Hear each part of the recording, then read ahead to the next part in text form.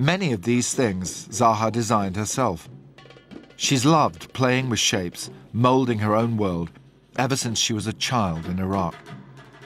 It was here, growing up in Baghdad in the 1950s, that Zaha Hadid's vision of the world began to take shape.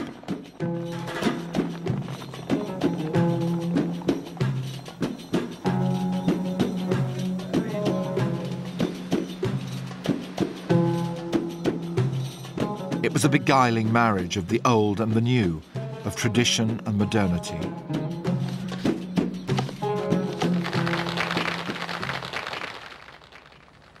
Zaha, I'm looking at a picture of a little girl in a garden in Baghdad.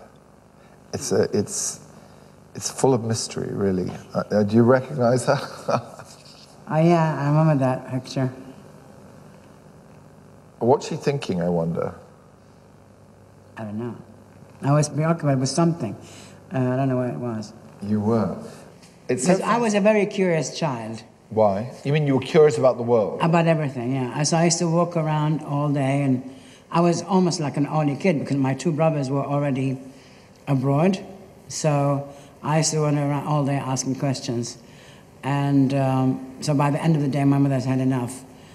So when my father appeared back at home, and he was very patient. He answered any questions I wanted to know. Zaha's father, Mohammed Hadid, was the leader of the Iraqi National Democratic Party. He'd been educated in England. It was a cosmopolitan household.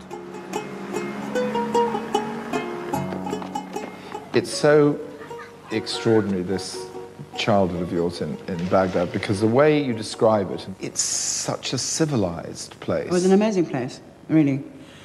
Great people, very open society, fun. You traveled a lot. Here's another lovely picture of you. Of me in Rome. In Rome. And then I've also got this picture of you with your parents in Rome, here, yeah, together. the same trip. I think... You look like a child who was